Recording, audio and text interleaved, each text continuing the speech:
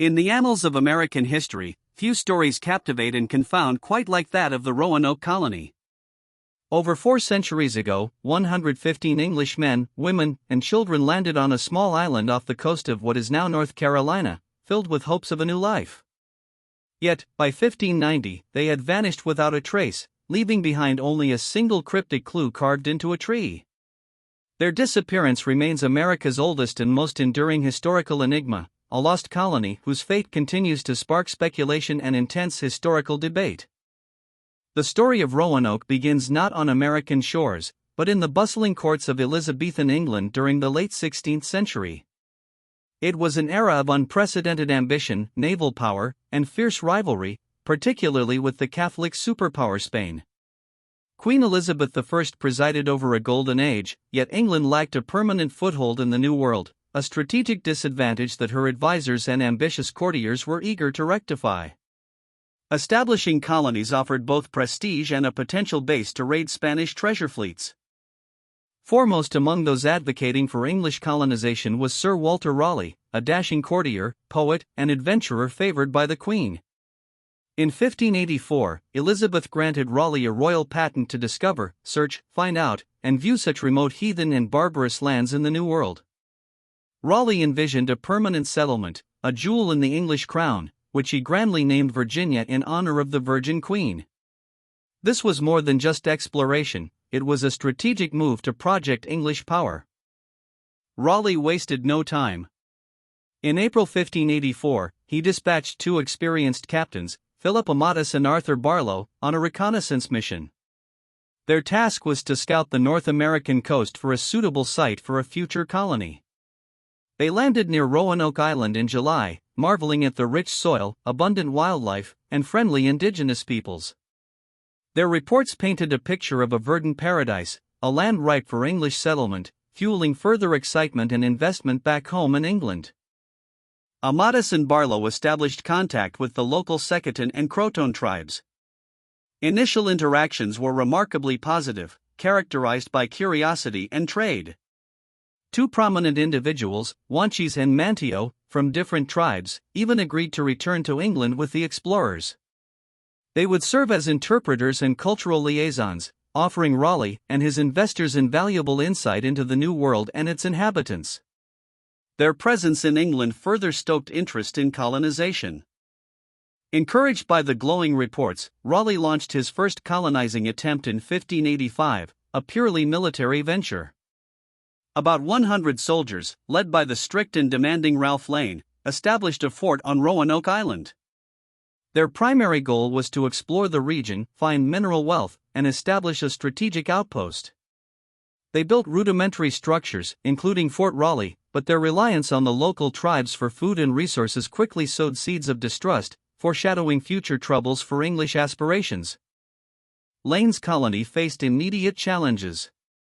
The Englishmen, unprepared for self-sufficiency, rapidly depleted their own provisions and grew increasingly dependent on the Secotane for food. As winter approached and native supplies dwindled, tensions escalated. Lane's suspicion and heavy-handed tactics, including the murder of the local chief Wingina, irrevocably damaged relations. The dream of harmonious coexistence quickly evaporated, replaced by hostility and skirmishes, making the colony's position precarious and unsustainable. By June 1586, the situation was dire. The colonists were on the brink of starvation, besieged by hostile tribes, and demoralized.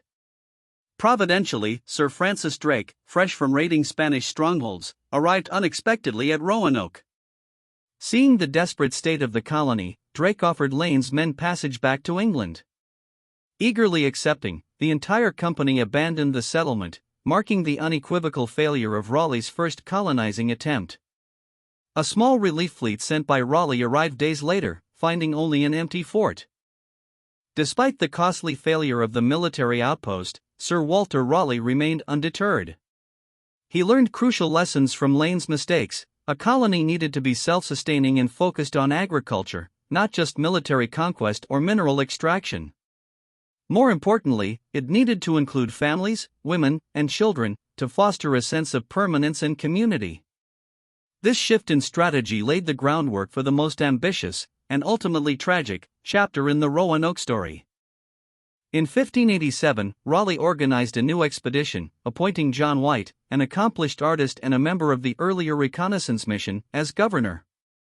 This time, the intention was clear: establish a civilian agricultural colony of 115 men, women, and children. The plan was to settle in Chesapeake Bay, further north, offering better harbor and potentially more fertile land. Roanoke Island was merely a stop for resupply and to retrieve a small garrison left by Raleigh's relief fleet, a garrison that was already gone. The journey across the Atlantic was arduous. The colonists, crammed into 3 ships, endured rough seas and dwindling provisions. Upon arrival near Roanoke, their pilot, Simon Fernandez, inexplicably refused to take them to the planned Chesapeake Bay location. Instead, he forced them to land on Roanoke Island, claiming it was too late in the season to sail further north. This fateful decision trapped the new colonists in the very location that had proven so challenging for Lane's military outpost, a site rife with difficult memories and hostile neighbors. Despite the unexpected landing, the colonists set about establishing their new home. They found the remains of Lane's fort, overgrown and deserted, with no trace of the small garrison Raleigh had left. They cleared land, began repairing structures, and planted crops. It was a hopeful start, marked by the birth of Virginia Dare on August 18, 1587, the first English child born in the New World. Her arrival symbolized the colony's potential for permanence, a living embodiment of the dream of a new English nation. The optimism was short-lived. Relations with local native tribes quickly deteriorated. The English, in their desperation for food and resources, made few attempts to mend fences with tribes still resentful of Lane's brutal leadership. Small skirmishes and attacks on isolated colonists became frequent, highlighting the precariousness of their position. It became clear that the colonists, despite their agricultural ambitions, would not be able to survive without urgent supplies and better diplomatic relations with their indigenous neighbors. Facing starvation and fearing for the colony's survival, the colonists pleaded with Governor John White to return to England for essential supplies and reinforcements. White was deeply reluctant, knowing the dangers of the journey and leaving his daughter, Eleanor Dare, and granddaughter, Virginia, behind. But the colony's desperate situation left him no choice. He promised to return within months, an assurance that would ultimately prove heartbreakingly false, sealing the colony's fate. John White arrived in England in November 1587, only to find the nation gripped by an unprecedented crisis. The mighty Spanish Armada, King Philip II's invincible fleet, was preparing to invade England. All available ships were requisitioned for national defense, turning private vessels into warships. White's urgent appeals for a relief mission were ignored amidst the existential threat. This geopolitical upheaval, completely beyond his control, would tragically delay his return to Roanoke for 3 critical years. Even after the defeat of the Spanish Armada in 1588, White faced relentless obstacles. Shipowners were unwilling to risk their vessels and crews for a distant colony. He finally secured passage on 2 small pinnaces in 1588, but these ships, more interested in privateering, were attacked by French pirates and forced to return to port. White spent 2 more agonizing years in England, desperately trying to organize another expedition, his family and the colony's survival hanging in the balance, a captive of circumstances. Finally, in August 1590, John White, now an old man, secured passage on a privateering voyage bound for the West Indies, with a stop at Roanoke. 3 years after his departure, he stepped onto the deserted island. The houses had been dismantled, a defensive palisade built, but there was no sign of the 115 colonists. The fort was empty, silent, and overgrown. There were no bodies, no signs of struggle or violence, only the chilling absence of human life where a bustling community once stood. White desperately searched for clues. Inside the palisade, carved into a sturdy post, he found the single, haunting word, Croatoan. On a nearby tree, the letters CRO were clearly etched. This was the only indication of the colonists' fate. Crucially, there was no cross carved above the word, a prearranged signal that would have indicated distress or forced departure. The absence of this cross suggested a planned relocation, but where, and under what circumstances, remained a profound mystery. White remembered the agreement made with the colonists before his departure. If they chose to leave Roanoke, they were to carve the name of their new destination. If they were forced to leave due to distress or attack, they were to carve a cross above the name. Croatoan Island, located about 50 miles south of Roanoke, was the ancestral home of Manteo, the friendly native chief who had visited England. It was a logical, prearranged refuge, yet what happened after their arrival remained unknown.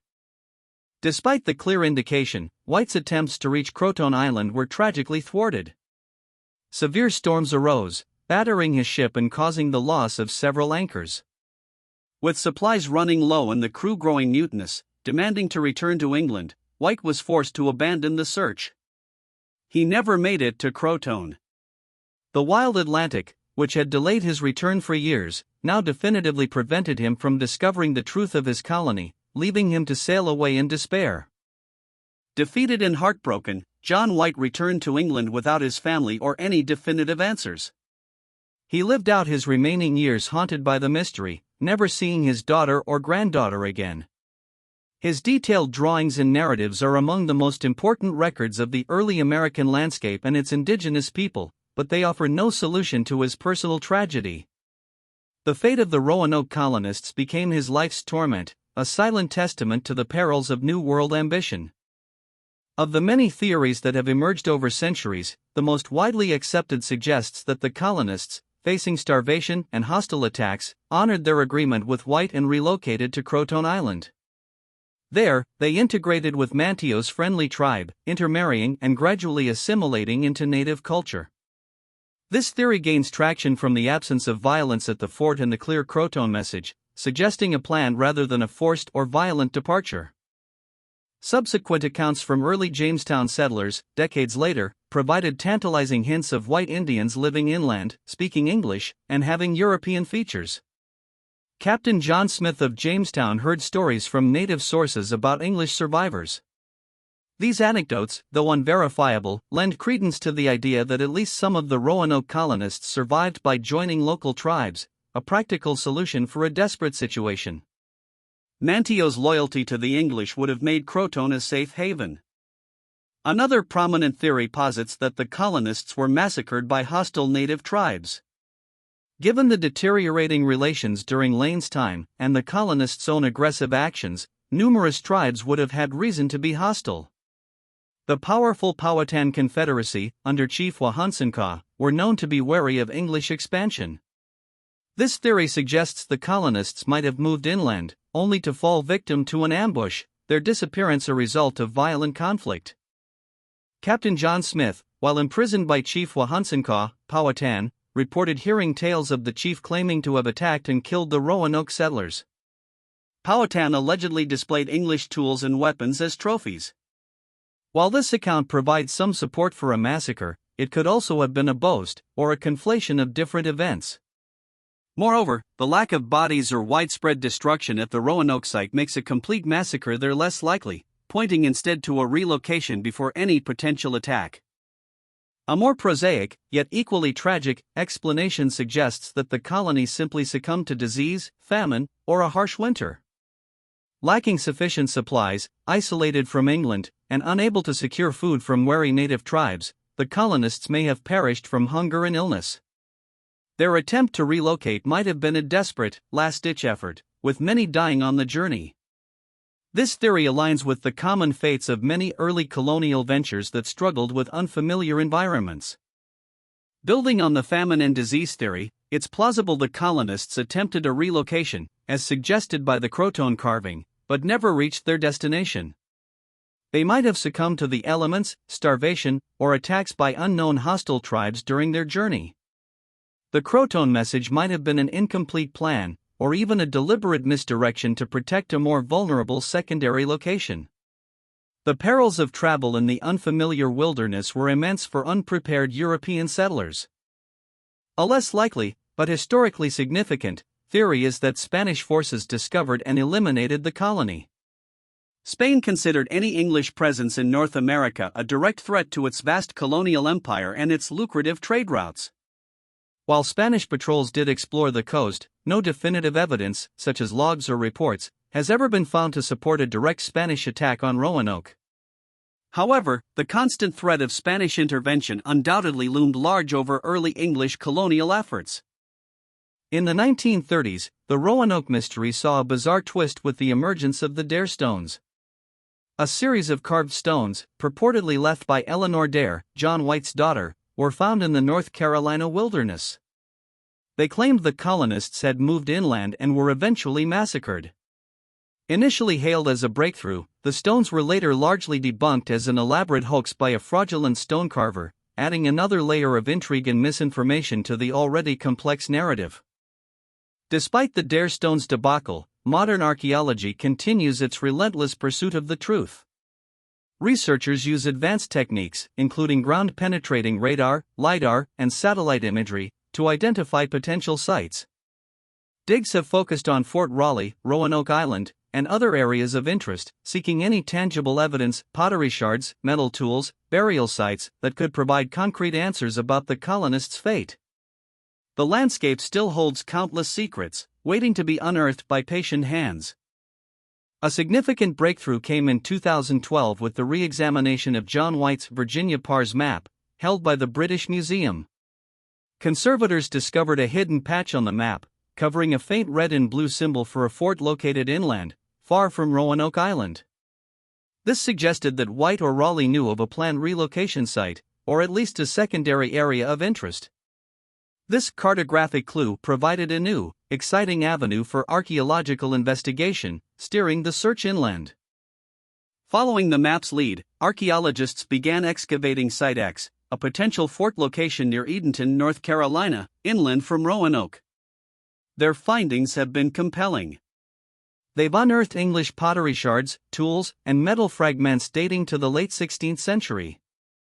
While not a large settlement, these artifacts suggest a small group of colonists, or perhaps members of the Croatoan tribe who had acquired English goods, did indeed move inland, lending significant weight to the relocation theory.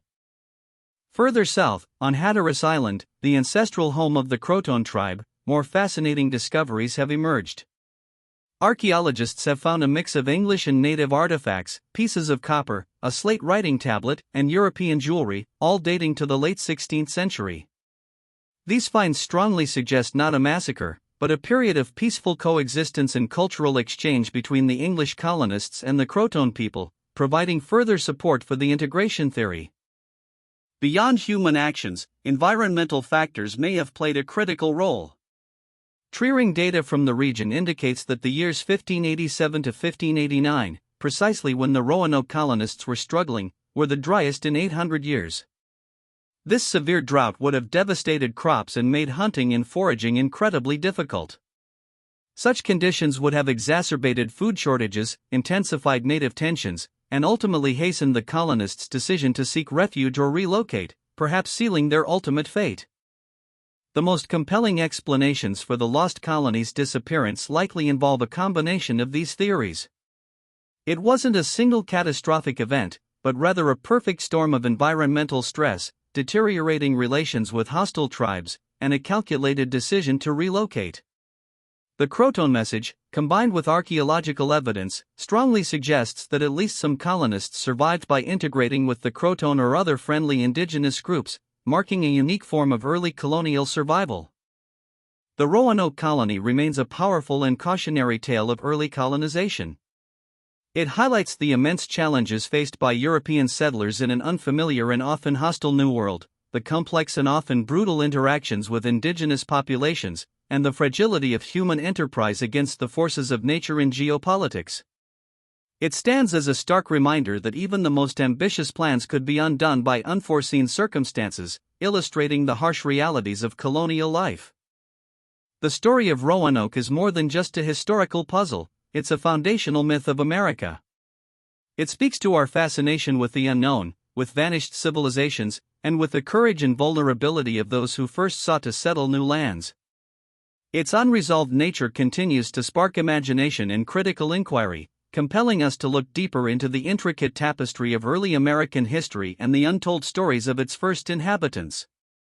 The integration theory offers a compelling what-if. What if the Roanoke colonists survived and thrived among their native neighbors, their English heritage slowly dissolving into a new, blended culture? Their descendants could still be among us, their European genes carried through generations of indigenous families. This alternate history offers a more hopeful, if still tragic, vision of cultural exchange and survival, rather than a definitive, violent end, reshaping our understanding of America's origins. Beyond the theories and archaeological quests, it's vital to remember the human story at the heart of Roanoke. 115 souls, men, women, and children, including the infant Virginia Dare, embarked on a perilous journey into the unknown. They left behind everything familiar for a chance at a new life, only to disappear into the mists of history. Their courage, their struggles, and their ultimate fate represent a poignant testament to the risks and dreams that shaped the earliest attempts at American settlement. The quest for definitive answers continues. Each new archaeological find, each re-examination of historical texts, and each indigenous oral tradition adds another piece to the complex puzzle. Modern technology and collaborative efforts among historians, archaeologists, and native communities are slowly bringing clarity to the ambiguity. The land of North Carolina still holds its secrets, but with continued dedication, the full truth of the lost colony may yet be revealed, shedding light on a pivotal moment in history. The Lost Colony of Roanoke endures not just as a historical puzzle, but as a potent symbol. It embodies the hopes, fears, and profound uncertainties of a nascent nation taking its first tentative steps. Its unresolved nature ensures its place in American folklore, a captivating narrative that invites constant reinterpretation. Perhaps it's in the very mystery itself that Roanoke finds its truest legacy, reminding us that some stories refuse to be fully told, their power residing in the questions they continue to inspire.